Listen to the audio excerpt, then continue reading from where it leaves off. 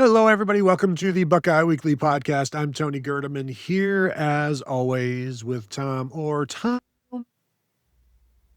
how's it going?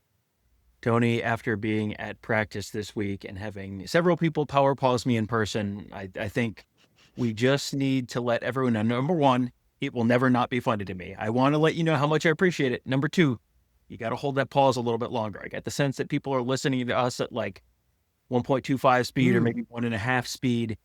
You got to hold the pause a little longer to make it clear what you're doing. Because every once in a while, it's like, it's a little too soon. So just something as we get into camp season. It is preseason for everyone, Tony, and that's just something that everyone can just, continue to work on as we get ready to kick off the football season. It's just too bad that that's become a normal greeting to you. I should have started something like a punch in the gut or something like that. That way, when everybody sees it, Tom, how's it going? And that would be great for all. And but no foresight involved in any of the show, as you people know. But it was great all 3 days, saying hi to people coming up saying, "Hey, always enjoy the show. Thanks for what you do. You're a hero among men."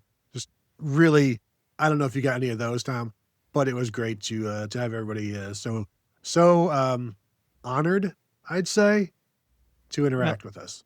And if you do see Tony in person, obviously you can't power pause him because that's his thing, but you can say, "Hey, Chief, what's going on?" So that's the traditional greeting if you see Tony in public. So while we were at the first 3 days of practice, the fourth practice on Sunday was closed to the public, but we do want to talk about some of the things that we heard about going on at practice. Give you three standouts from the day, and I let's start with a true freshman. Which true freshman? Let's start with Jay Timmons, who we have seen the first 3 days working, well, at least the last two on Friday and Saturday, working with the ones at nickel.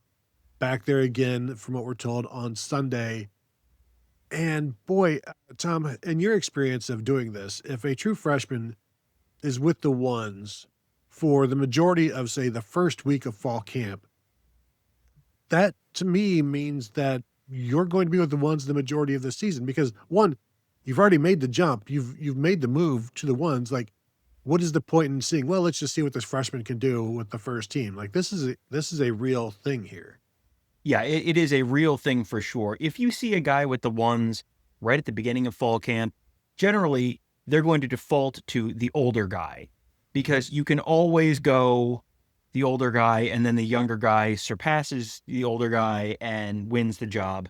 For the younger guy or the youngest guy in this case to be the person who is repping with the ones already, that's pretty telling to me. And, as you said, Friday and Saturday, yes. Sunday, sometimes they'll do something and it's like, well, it's open to the public. And then Mhm. once the doors are closed, then stuff will change. Does not sound like that's what happened when the doors got closed on Sunday. So yeah, that to me is, I'm not writing it down in ink just yet, but I'm pushing pretty hard on the pencil on my depth chart to write Jay Timmons' name in as the starting nickel.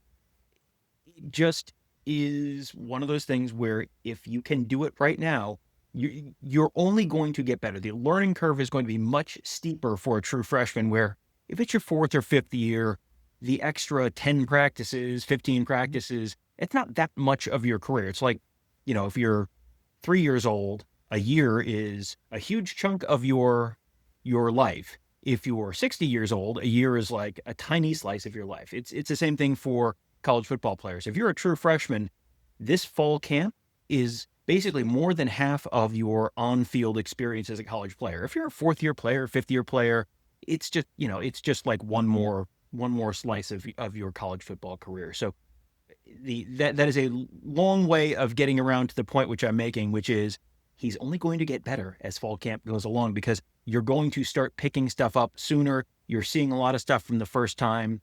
You're watching film of yourself for the first time against the ones. He is only going to get better. Keep in mind, he's a true freshman. He will have freshman moments this fall. That is a thing that is going to happen. Just prepare yourself. It is not going to be perfect, but it sounds like it is almost certainly happening. Well, and there may still also be the freshman wall in camp, which will happen Mhm. in the spring for some guys. Maybe it happens in fall and you've got to get through it.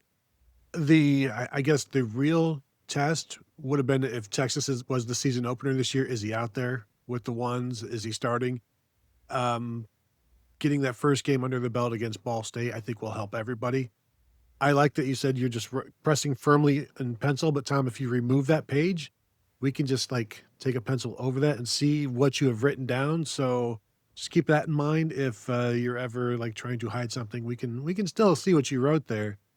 But just seeing him on Saturday on a couple of nickel blitzes and like, yeah, sure, blitzing as a nickel, if nobody's picking you up, you're going to get the quarterback, but he's around the ball and he is it's just so I mean, that's his thing, right? Is just being around the ball, you know, a just a straight football player. So like the idea that he's moved up the depth chart through spring and fall camp, it's like, well, that's what guys like him do. And now you just got to continue to perform and we'll see. Cause he's, if you're working with the ones, you're working against the ones as well. So ones and twos, and you're going to sink or swim. And they're giving him an opportunity to swim, and we'll see what happens. But it's just very, very interesting that he has been elevated so quickly because it doesn't mean nothing. It means something. So keep that in mind. The other true freshman we want to talk about heard that Legend Bey, while overall there's some, the running game wasn't necessarily outstanding on Sunday. And we're talking about a bunch of other things on the Buckeye Insiders message board. You can go find the thread we're talking about from Sunday practice, and also got a fall camp thread that is many, many pages deep now from with practice reports there as well. But Legend Bey apparently had a pretty nice run today, and we saw him doing some similar things on Saturday. His ability to spin out of trouble. And the thing that struck me about him on Saturday, and it sounds like the same thing was going on Sunday, he just gets when tacklers are coming at him in one-on-one situations, he just gets so low to the ground while staying without being down, and guys just go right over top of him, and he still has this balance, and then he springs up and goes, and just an interesting thing where he for this running game that can be if it does get stifled, there's always this threat that boom, there he goes, and it sounds like that's what Sunday was. Yeah, the word that was used to describe it to me was shifty, which, yeah, I mean, that's what he looks like. And on Saturday when we were in there, it was like a swing pass out to the flat, and he caught it, and he was going up against Jermaine Matthews was the one in coverage, Mhm.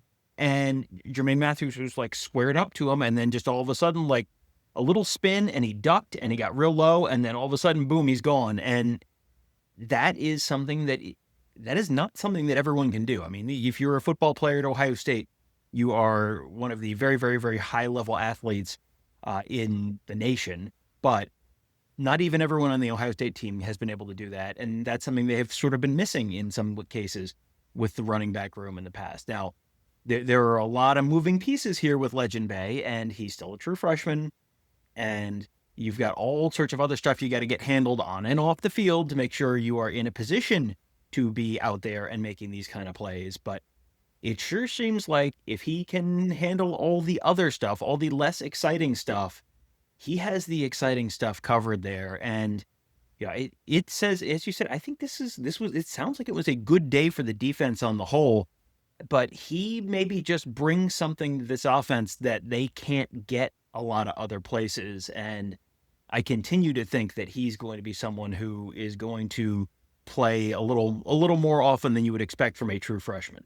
The other thing that stuck out with me is just how hard he was running the entire time. His legs are always moving, just continually churning, and it kind of reminded me of back in the back day, watching Roger Craig. Just always his high knees.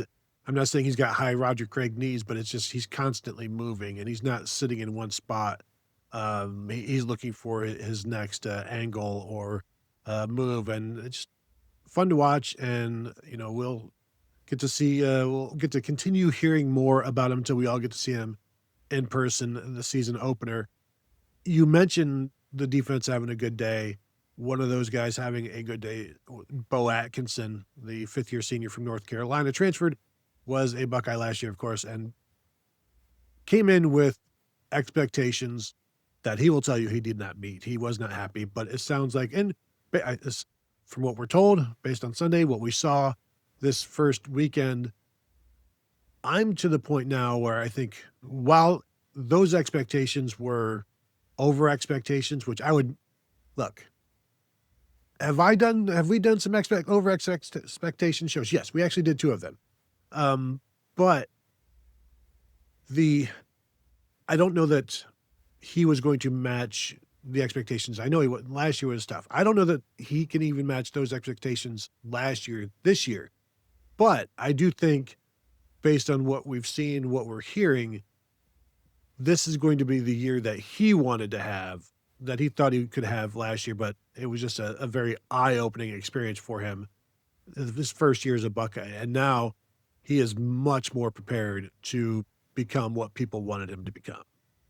Yeah, and I think that's probably a combination of physical development and growth, and he looks bigger this year, but he also looks a little quicker, a little more flexible. Like he jumped out on Saturday to me and was, he was repping with the ones on Saturday, which was, that was not necessarily the first name we were saying in terms of who's going to line up across from Kenyatta Jackson.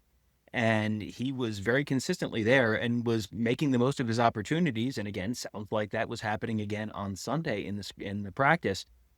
He is, this would be a really big thing for Ohio State if you have another veteran guy, big, strong guy who has sort of been there and seen it and done that.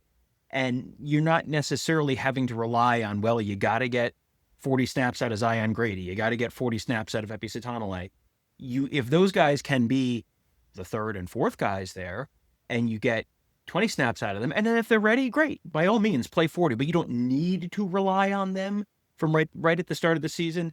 That would be really, really helpful for Ohio State. And it does feel like, as you said, he's not, the expectations coming into last season were probably a little out of line with the production that he had at North Carolina, because a lot of his production was concentrated just in a couple of games, and it was not, consistently throughout the course of the season.